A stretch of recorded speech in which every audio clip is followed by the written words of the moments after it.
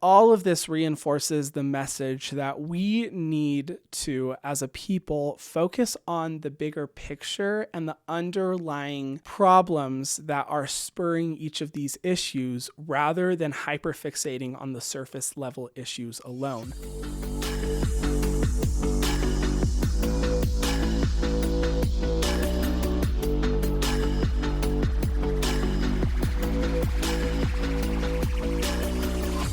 Aloha everyone, and welcome to Justaposition, the podcast where we explore mental health, vulnerability, and personal life journeys. So make sure you subscribe to the YouTube channel if you haven't already, and listen to new episodes out every Thursday wherever you listen to your podcasts.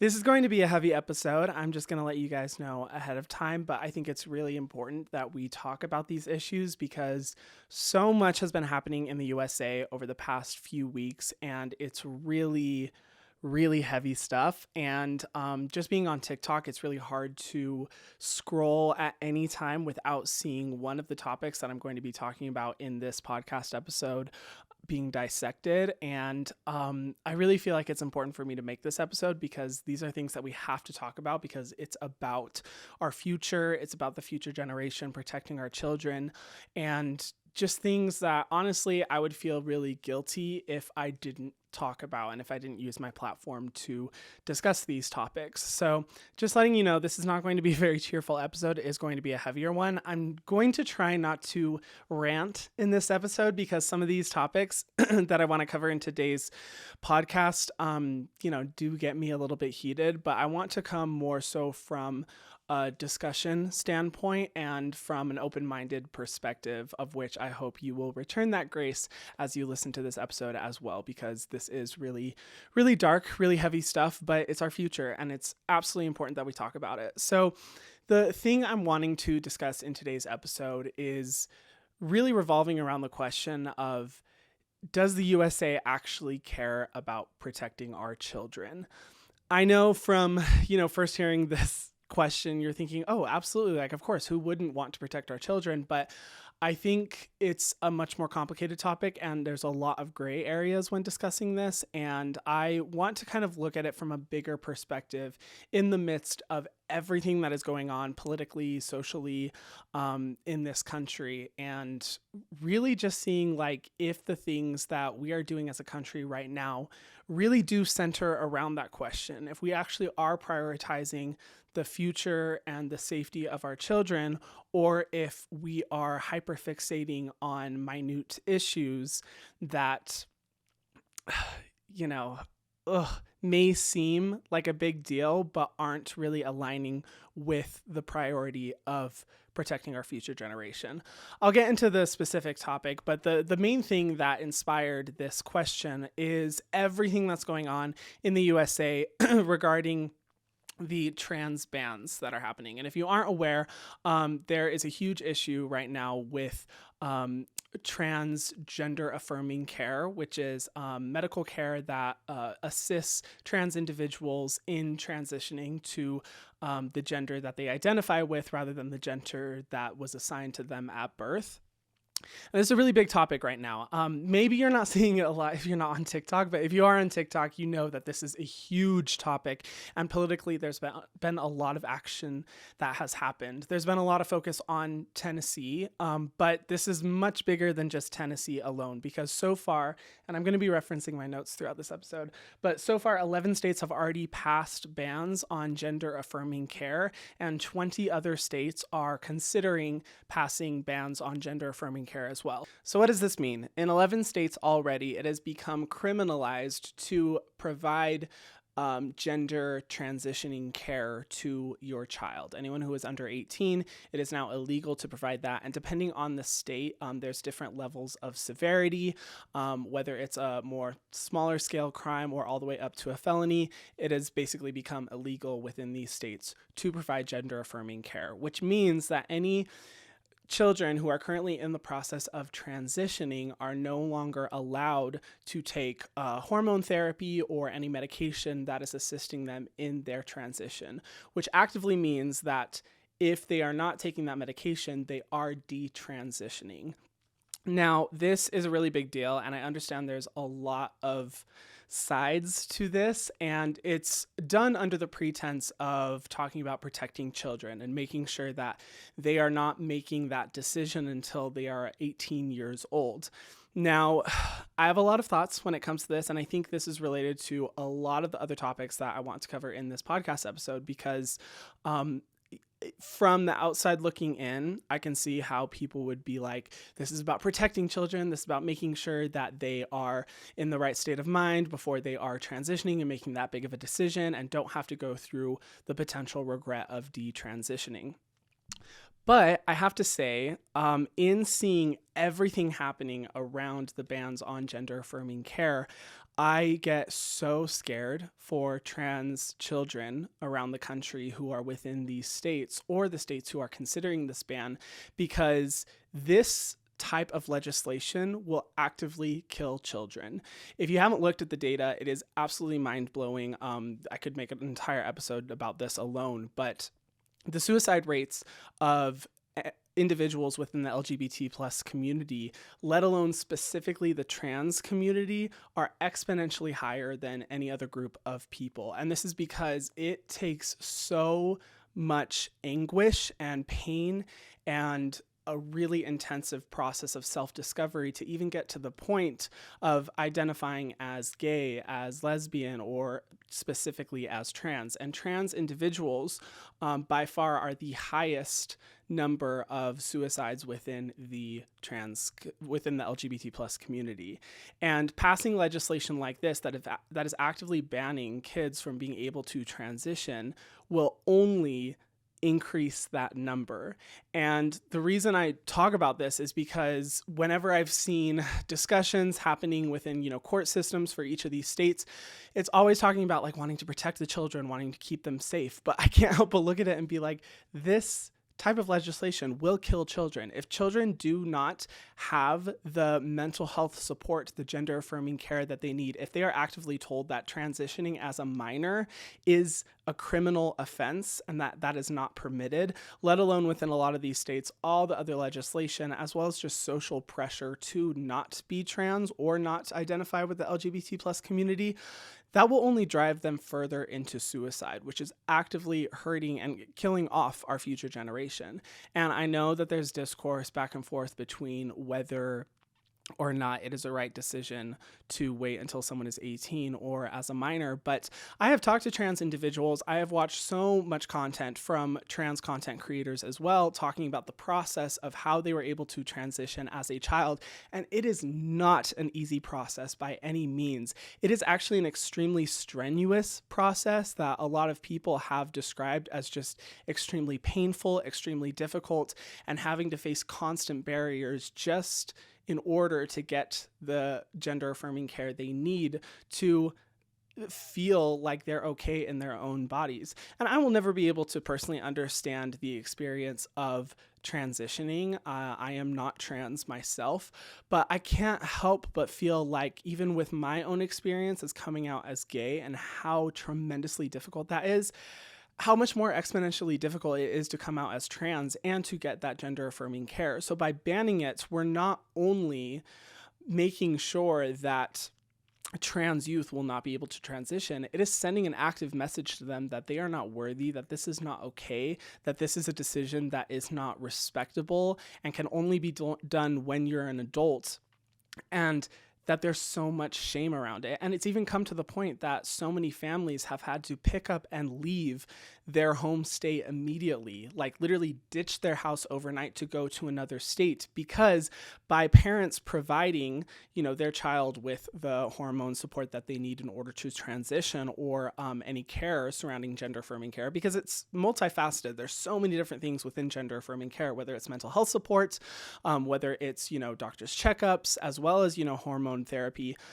Just by the parents providing that, they are an active criminal. And just by being in their home state, they could face legal consequences, be put in jail, so many serious consequences just for providing the support that their kids need in order to transition to the gender that they know they are and identify with. And I know that there's a lot of concern around like, well, what if they transition and then they regret it and they have to detransition? I understand that that is a thing that happens. It's a valid concern, but I don't think it will anywhere near close to the amount of children that will kill themselves because their state, their country is actively telling them that the gender you identify as, is not okay, it's illegal, and it should be shamed. A lot of times I think we tend to fixate on what the, legal consequences are and what this means from a political and legal standpoint, but we ignore the social aspects too.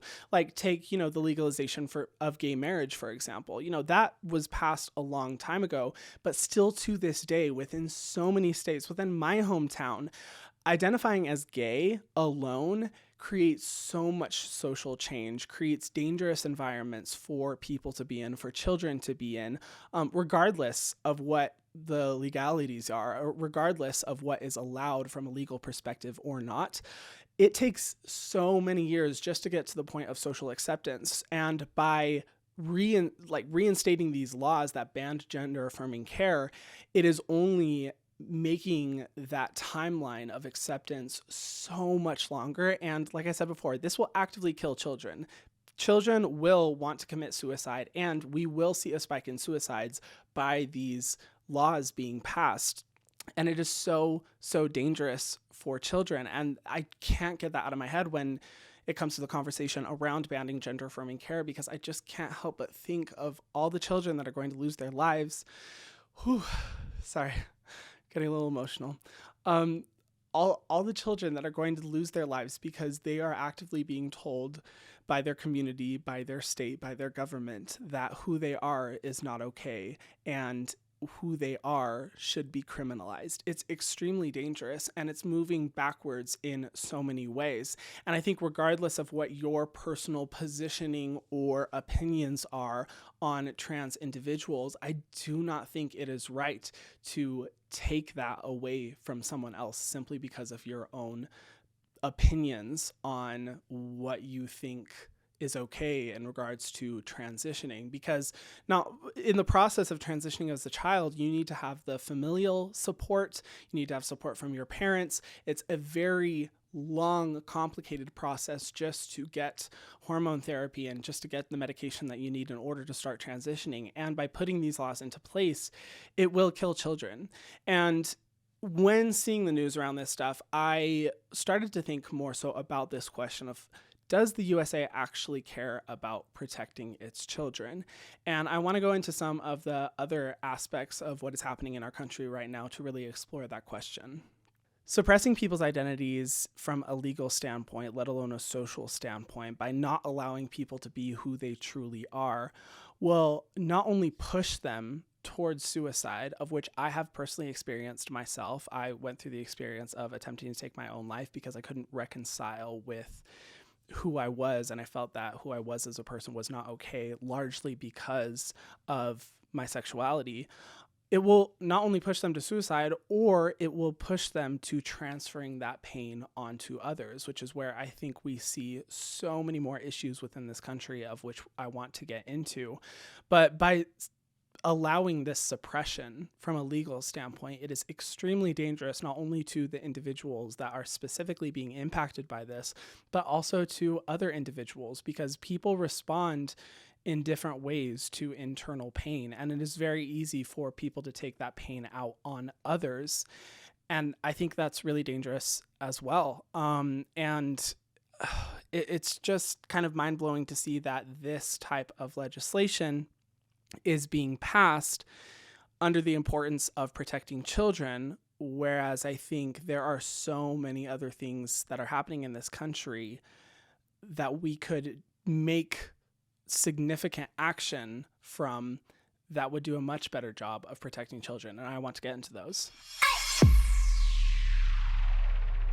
Also, to add on to this as well, there's been a lot of attention around Tennessee's ban on drag shows. And if you aren't familiar with it, I highly encourage you to look it up as well. But it criminalizes any drag queens from being present, just being themselves as a drag queen, fully dressed up in any environment that is not specifically labeled as, say, like a nightlife environment. And this was largely inspired from activities that drag queens were doing, which was like reading books to children in libraries, having drag shows where children would be present, drag brunches, things like that. There has been so much outrage about this simply because of drag queens. And this really had me scratching my head because I have seen many drag shows. Okay. I'm very familiar with it. I have been, in the nightlife scene where drag queens have performed at gay clubs,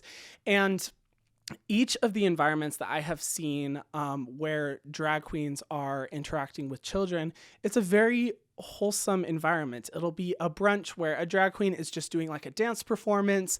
Maybe they'll, be talking to the people, making some jokes. But in any environment where there are children, there's an automatic precedent that is set amongst the people who are performing that, the content of the show needs to be appropriate for anyone who is there. Now, obviously, and so, certain drag shows that I have been to, of course, contain more adult subject material, but that's specifically because in those environments, it's been like nightclubs, gay parties, environments where we would not be seeing children. And that's, of course, up to the discretion of the parents. But those environments and those shows and appearances are not at all geared towards children. I think most people would agree that it's maybe not appropriate to bring your child into one of those settings where drinking is very prevalent. There may be music that a lot of people feel isn't appropriate for children, et cetera, et cetera. That much is very clear. But there's been so much outrage about just the possibility of a drag queen being around a child and how that could corrupt their mind and how it could be completely inappropriate and how drag queens are overtly sexual and extremely inappropriate. And by just being around children, they are transmitting those, messages to them, which I personally think is just absolutely ridiculous, because even with drag queens reading to children, the whole precedent of that is helping with education, helping children to be more open-minded, showing that drag is an art form, because it really is. The makeup, the outfits, the dancing, it is truly an art form. Drag in its core is not adult entertainment. It is an art form. And whether a drag queen wants to be in an environment where maybe, adult entertainment is more prevalent or not, it's not a reflection of the actual artistry of drag. But there has been so much outrage to the point that drag queens, are being criminalized for being in drag in any environment besides, say, an adult nightclub. And I just have to say, I think there's an extreme double standard at play when it comes to this, because parents and the governments of these states are so worried about sexual messaging being promoted amongst children from drag queens, of which I will say, personally, having been to drag shows, I rarely see that happening. And where I see more sexualized performances happening? At Super Bowl halftime shows, at football games with cheerleaders wearing very, revealing clothing. Hell, I even see pictures all the time of parents bringing their kids to Hooters, an environment that is very much geared towards adults, where their children are in that hypersexual environment, and it's celebrated online. People are like, oh, you're teaching them young. That's so great. Start them while they're young. There is so many other environments that are so much more hypersexualized and, inappropriate for children to be at. But because it's a heterosexual environment versus a homosexual environment, no one is saying anything. No one is complaining. No one is mandating these environments or what the children can see. And on the opposite side, it's being supported. It's being celebrated. And I think that's absolutely ridiculous that bringing your kids to, say, like Hooters would be celebrated, but a drag queen reading books to children in a library to promote education would be seen as inappropriate.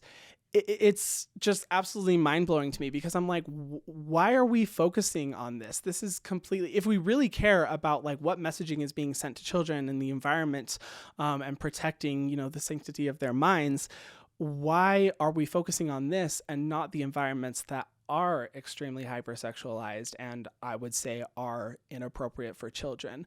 Why is the attention on this? And it really comes down to, this unacceptance for anything that falls outside of the heterosexual perspective.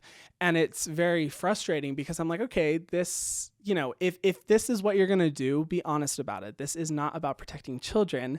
This is about mandating where and when people who do drag or identify as homosexual or part of the LGBT plus community, what they can do, where they can be, what they can say. And that is very dangerous. It's very slippery slope, particularly in reference to everything that is happening, say, with the trans bills. It is extremely concerning to see the language and the rhetoric that is being used. I am someone who has always been very, very passionate about learning about corrupt governments and specifically genocides, because for me, I've always just been mind blown as to how countries and societies can, devolve to the point of justifying genocide and this hateful behavior. And it starts with this hateful rhetoric and speech. And I'm specifically referring to the countless amount of videos that I have seen from politicians, from religious leaders, from social leaders that are explicitly saying we need to eradicate transness from our society. We need to exterminate these individuals from our society in order to protect the sanctity of our country and in order to protect our children.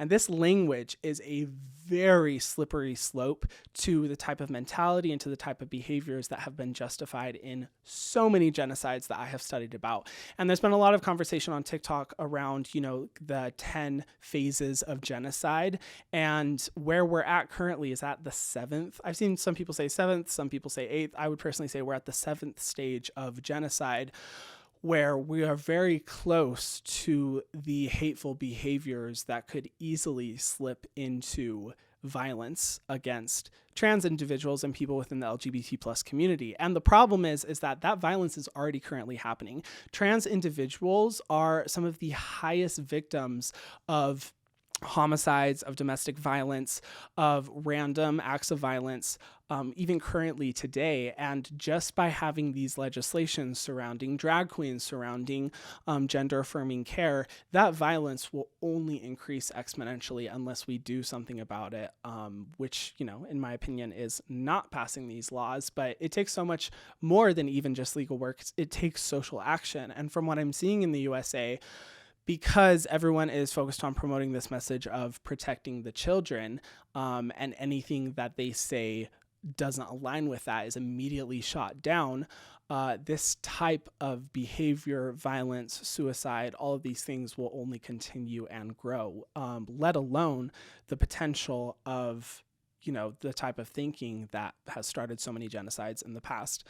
I'm on a little bit of a tangent, but I think it's really important to note that, because we are on a very slippery slope right now, where it will be very easy for people to transfer their hateful thinking and their hateful rhetoric into violence. It's already happening, and I really believe that if these states continue to ban gender-affirming care and ban drag shows, that will only increase. And that's not even mentioning how many political leaders and religious leaders have been caught in the past, either 1, doing drag, or 2, participating in homosexual activities when they are so anti-gay. It's just ridiculous. It just shows the hypocrisy that is present, and it shows the prioritization of protecting one religious viewpoint rather than actually focusing on protecting the children. And that's really what I want to get into right now too. Like, okay, if we actually cared about protecting children, what steps would we make? What things would we put into legal action today to help that happen? And first off, I don't think that children transitioning or drag shows are the primary things that are harming children today. And I think you'd have to be really delusional to think that, because that you can not only see it from a social perspective, but you can also see it from a statistical perspective as well. And that's what I want to get into. First, let's talk about an epidemic that everyone is aware of, but we are doing absolutely nothing about: school shootings. School shootings have been absolutely out of control, and just regular mass shootings have been a huge problem that has been present really ever since Columbine high school shooting, but specifically within the last 5 years, they have just exponentially increased. And here's the data that I found. 349,000 students have experienced a school shooting in the USA. That is mind-blowing. And even more mind-blowing, 377 school shootings have occurred since Columbine high school shooting. That number is so exponentially higher than any countries around the world who have put, any countries. First of all, we are the number one country in the world for school shootings, but particularly comparing to any other countries that have made more strict gun control laws, it is mind-blowingly higher. Comparing it, if you look at other countries around the world who have put into place gun control laws, the amount of school shootings is less than 10 as compared to the USA, where we are at 377 since that was 1996 when Columbine school shooting happened. And in 2023 alone, just 2023, 129 mass shootings have occurred. And that doesn't include all shootings. I believe the number for all shootings is 349, but 129 mass shootings have happened. It is so maddening to me to see the rhetoric that is constantly promoted around protecting the Second Amendment and protecting our rights to guns, and how actively people are ignoring the victims of school shootings, the victims of mass shootings, and hearing their perspective. Because in my opinion, when it comes to making legislation around this, when it comes to the action steps that we need to take in order to protect children from shootings, we need to listen to the people who have experienced it. We need to listen to the children who have been through that, through the parents who have endured having to go through that experience of having their child being in a shooting. They should be at the forefront of the legal action that is being made, because they know firsthand what can happen and what is so easy to think, oh, it'll never happen to me, actually occurring and happening to them. And the problem is they are actively being ignored, and instead no gun control laws have been put into place from an overarching USA government perspective. And in a lot of states, a lot of gun control laws have become even more loose, or it's becoming easier and easier to purchase a gun. And I know the rhetoric, I know the statement that everyone says about the good guy with a gun, about how if you arm more people and if more people are open carrying, then it'll be able to prevent shootings. But if you look at the actual data, and I won't get into the specific data, but there have been studies done on this, that is a myth. For school shootings that have been prevented, it is almost comical how few of them have been prevented by people who have a weapon on them, the good guy with a gun, and instead have been prevented by other measures, and the most significant of these being stricter gun control laws within the USA.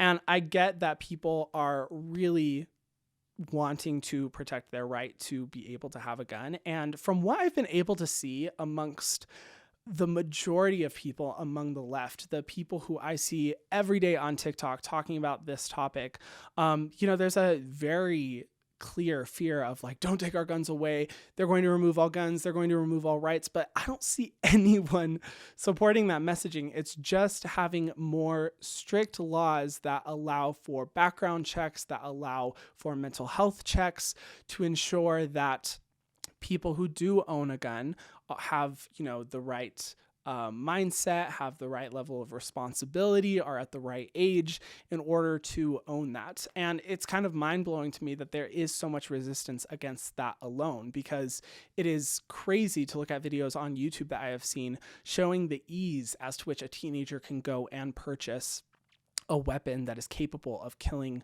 so many people, of destroying so many lives. And there's so much resistance against having appropriate background checks around age limits, around access for anyone to just go and purchase a gun rather than making sure that people who can responsibly own a gun are able to. And it's just always been mind-blowing to me too, because it's like we have so many restrictions around so many other aspects of our life in order to keep us safe. Look at seatbelts, for example. There was so much resistance against seatbelts when they first came out because people didn't want that interfering with their driving. But ever since it became legally required to put a seatbelt on, it has saved so many lives. And nowadays, there's absolutely no resistance against that. And I'm like, why do we have so much resistance against owning a weapon that is capable of killing so many people? And within that, I know that there's so much conversation from a lot of people among the right who say that, well, it's not a gun problem, it's a people problem, it's a mental health problem. I see that rebuttal all the time.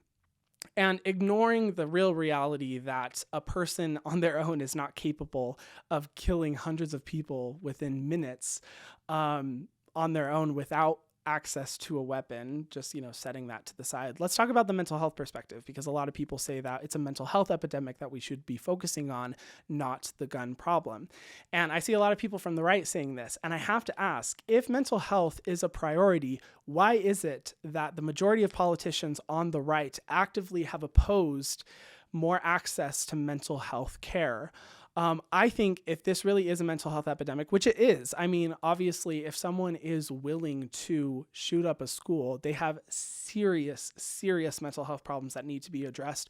Why isn't mental health free for everyone? Like in Hawaii, therapy sessions cost like $200 to $300 per session. That is not accessible whatsoever. And a lot of therapists are not able to partner with insurance providers. And the fact that you would need insurance in the first place shows that there is a level of inaccessibility to having mental health services. Why are we not working as a government, as a country, to provide more mental health services specifically to children, to target any trauma that they have early on, so it doesn't rapidly accelerate into mental health problems that would allow them to think that hurting people is okay? Why are we not allowing mental health services overall to be a free or accessible service to all U.S. citizens in the first place? Why are we not focusing on that? If it really is not about the gun and it is about the person, which, if that is what people want to focus on, okay, fine, let's provide mental health services. But politicians who are actively supporting the right to bear arms are actively going against any services that would allow for mental health treatment. And there's a huge stigma currently still around mental health. That's why I talk about it so much on this podcast, because there are still so many people who actively think that mental health treatment is a scam, that it's embarrassing, that it's not something that should be supported, or that mental health services should only be provided to people once they are at an extreme level of distress, versus targeting these issues early on when you're a kid. It's just mind-blowing to me that that's what the conversation will be so many times, but we are doing nothing as a country to provide adequate mental health services to our citizens. If we really cared about protecting children, we would care about protecting their mental health early on from a young age and continuing to provide those mental health services so that whatever trauma they are experiencing that is pushing them to hurt other people can be resolved early on in life. But nobody wants to talk about that. Nobody wants to focus on providing those services that can address the underlying issue that is motivating such heinous actions like this, which again brings the question of, do we really care about protecting the children, or do we really care about keeping the status quo and not interrupting any ability for anyone to bear arms? It's mind-blowing to me. And in light of protecting children as well, I want to shift to the topic of the Willow Project as well. I know if you're on TikTok, you've probably seen posts about the Willow Project. I haven't seen it literally anywhere else. And, mainstream news coverage has definitely not been talking about it as well. But the Willow Project was recently signed into place, which would allow for a large portion of Alaska to be used for oil drilling. From this project alone, there would be an estimated 600 million barrels of oil and 9.2 million metric tons of CO2 released into the atmosphere every single year. Thankfully, and this is just updated, I recently just learned about this, there are some senators who are pushing to reverse the approval of the Willow Project because it hasn't been started yet. It was approved, but it hasn't been started yet, and there are senators who are pushing against. So make sure you call your senator to let them know to oppose the Willow Project and to overturn it, because this project will severely affect our future generations and the protection of the climate, the protection of our earth, and our ability to, stay alive as humans for future generations and protect our ability to, access resources sustainably.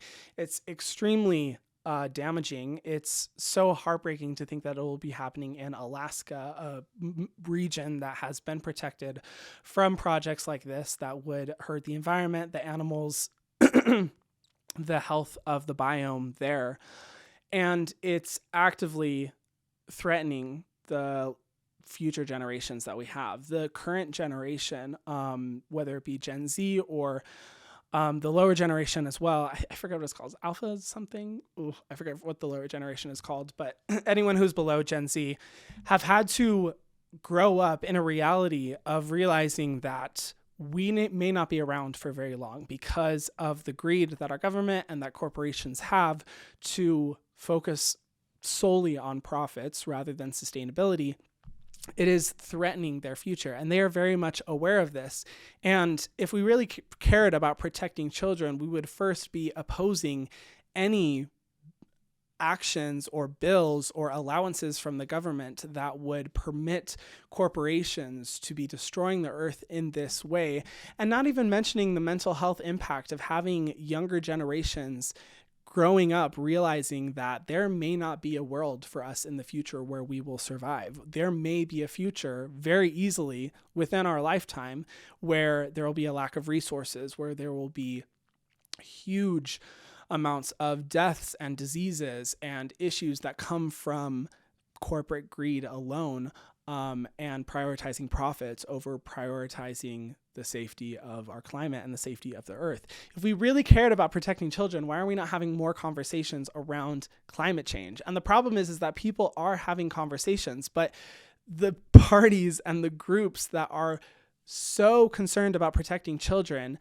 in relation to banning drag shows, in relation to banning gender-affirming care, are the people who are supporting projects like the Willow Project, who are supporting corporate greed, who are supporting climate change denial, which is mind-blowing to me because the data is there, the statistics is there. We are at a point now where you can no longer say that the science isn't adding up because the science is there. 99.99% of climate change data analysts all agree that climate change will definitely affect our current generations and future generations, and could very much be the reason why our existence is wiped out within the near future.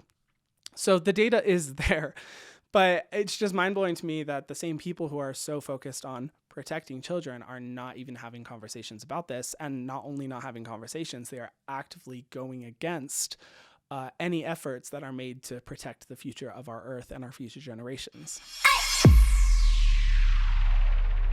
And finally, there is the TikTok ban, which, of course, everyone has been talking about on TikTok. And I watched the congressional hearing. I saw, the shit show that it was and how badly it went.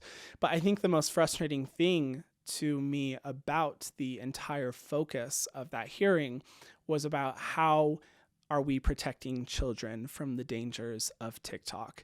And it made me so mad to hear it being positioned from this perspective, because all of the accusations that were made under the pretense of protecting children against TikTok can be made against any of the domestic social media platforms that we have here in the USA. The data collection is happening, the analyzing, the concerns around security, all of that is happening. And I know it's like a whole wormhole of whether it's domestic or international and the safety of our country under data being collected by other countries. I understand that's that whole conversation there, but that wasn't the focus of the congressional hearing. The focus was about how are we protecting children from what TikTok is allowing, the type of content that it's permitting. And what's even more concerning is if you look at the actual TikTok ban that is being considered, it is so scary because it allows for the government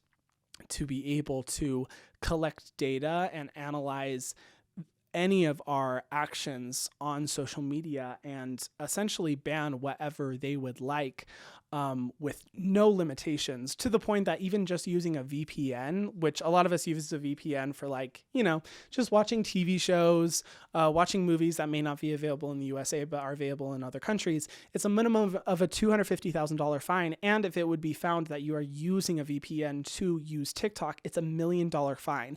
And not only that, there would be positions in the government put into place that would allow for analyzing communication that is happening on social media apps, which is so scary because if you've ever read 1984 or really any post-apocalyptic book, and also looked at other countries where fascism has been at play, where dictatorship has been at play, that has been present. And it is so scary to see the detailings of the TikTok ban and what that would mean for the safety and security of American citizens. And the worst part is that it's being done under the pretense of protecting our children. And in regards to all the things that I've talked about in this episode, I think one of the dangers of focusing on this messaging of protecting our children is that it's a little bit of a taboo statement. If someone brings that up, then there's an automatic discouragement of any questioning of what actions are being put into place, because it's like, oh, well, we're protecting the children and everyone agrees that we should protect the children and no one wants to go against that. It creates this precedent of not questioning whatever legal actions are going to be happening, because of course we all care about protecting children. But the thing that makes me so mad about each of these topics that I've covered is that these things aren't really about protecting our children. And if we really cared about protecting our children, I think we would put a lot more focus into mental health services, into, putting legislation into place that would make it more difficult to access, semi-automatic weapons or weapons of any kind that are capable of killing hundreds of people within minutes. Of each of the things that I mentioned, we would be focusing on those things rather than all of the other topics that I've already discussed. For me, all of this reinforces the message that we need to, as a people, focus on the bigger picture and the underlying problems that are spurring each of these issues rather than hyperfixating on the surface level issues alone. A perfect example of this is the gender-affirming care bans. Like, okay, maybe, those are important issues that need to be discussed. And I think legislation is important around those, but we're so hyperfixated on these very small, minute issues that represent a very tiny fraction of the overall population of our country and of the overall issues, and we're completely ignoring the major underlying issues like mental health services, like government's intent to control, like the future and safety of our existence from a climate change perspective. We're not looking at the bigger picture. We're so focusing on these minute issues. And I think that really brings into discussion the topic of dichotomous thinking or polarized thinking, which is viewing everything as a black and white situation. It's either good, it's either bad. You're either a good person or you're an evil person. This is either a good issue or a bad issue. Having that type of thinking is extremely dangerous, and it has been shown in history that it is very dangerous from a legal, political, government perspective to have that type of thinking. And in the conversation around protecting children, I see that dichotomous thinking really playing out in a very dangerous way, where because no one wants to question what the underlying motives or intentions are under the pretense of protecting children, you're either with it or you're against it. And we need to become more comfortable exploring the gray areas. Unfortunately, the world that we live in, and specifically people, is not a black and white place. It is entirely a gray area. People are extremely complicated. There is no black and white when it comes to humans overall. And I think one of the keys that we need to make sure that we do in fighting each of these issues that are happening and fighting the attempts for control from our government is to make sure that we're not subscribing to this black and white thinking. And I think that comes down to first community. We need to make sure that as a people, as citizens of this country, we are coming together to fight against these issues and that we are not separating ourselves within each other, because that will only lead to a disability of not being able to fight against what the government is trying to do or what they're not doing, and instead will just cause conflict within each of us individually, which within each of our communities, within each of our families. And I think it's really important that we have to come together. We have to find that common ground and we have to fight for what's right. And secondly, I think communication is really important too. Dichotomous thinking is reinforced by the language we use. I think we vastly underestimate the importance and the impact that language does have when it comes to issues like this. And I think by polarizing people through our language, for example, saying like, if you think that, the drag ban is okay, you are evil, you are a fascist, you are this, you are that. That type of polarizing language, while I understand the intent where it comes from, only further separates us into two different sides, into that dichotomous pattern, that polarized viewpoint, and will only make it even more difficult for us to really fight for what's right. I think communication is so important because if we are able to communicate on the premise of understanding, of wanting to understand the concerns of the other side, of finding middle ground, and building that community between each other, then it will give us greater force in numbers to be able to fight against anything that is bad. Of course, that doesn't mean agreeing with what, say, someone who thinks oppositely of you is saying, but I think if we don't find room for understanding in the communication that we use, and if we only further polarize ourselves by communicating from a place of solely anger and hatred and not trying to find that understanding, it's only going to disable us in the future and allow for the government and politicians to do whatever they want and really wreak havoc on our individual, familial, and communal lives.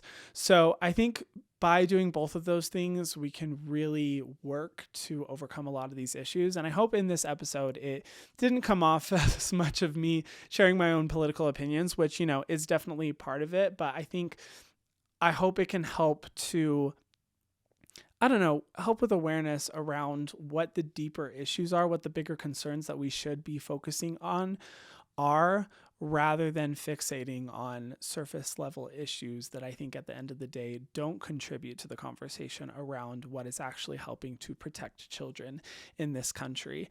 And everything that is happening, it just really breaks my heart. It makes me so sad to think about everything that is going on. But what makes me even more sad is that action is not happening, or the action that is happening is only further controlling us and making it worse. And I think we're really seeing that starting to play out in the government. And I really hope that we can come together and find that community, because let me tell you, it'll be a lot easier to work to put politicians in our government who are fighting for our rights, to make sure that our government is aligned with what our goals as a people are, than it will be to continue to be oppressed by the government and then have to deal with the repercussions that come from that, whether it's the immediate consequences of legal decisions and, what happens from, say, school shootings and different things like that. Then versus having to deal with like full scale, like uprising and revolution and violence and all the things that can come with not being able to make sure that our government is representing us. So like I said before, this has been a really heavy topic. There are so many more things that I could go into when it comes to this, but I think just I hope this can encourage us to be more mindful in the conversation around what our actual goals are, how we are actually working to protect not only our children, but future generations and just us as a people overall. And I think we really need to step back, look at the bigger picture, and just remember that we need to fight for what's right, and we need to come together, and we need to stand up for the human rights of every single person and for the safety and sanctity of our planet. So I don't know, maybe this was a little bit of a rant. I tried to keep it calm. I tried not to get too heated in this, but I just felt like I needed to talk about this because not saying anything is just maddening, and it is driving me crazy having to see so much of this stuff play out in the USA and not really knowing what to do about it. So this is the best thing I feel like I'm able to do right now. I hope you resonated with some of the messaging of what I was saying in this video. Maybe you didn't, that's totally fine. But the fact that you were open-minded to listen through this whole podcast episode really means a lot to me. And, you know, I think there's always value in hearing other people's perspectives, even if you disagree with them, in order to come from a place of understanding and empathy for other people. So thank you so much for listening to this episode. I really appreciate it. This has been a presentation of Cadence 13 in Odyssey Studio. New episodes out every Thursday, wherever you listen to your podcasts. And I will see you guys in the next episode. Mwah.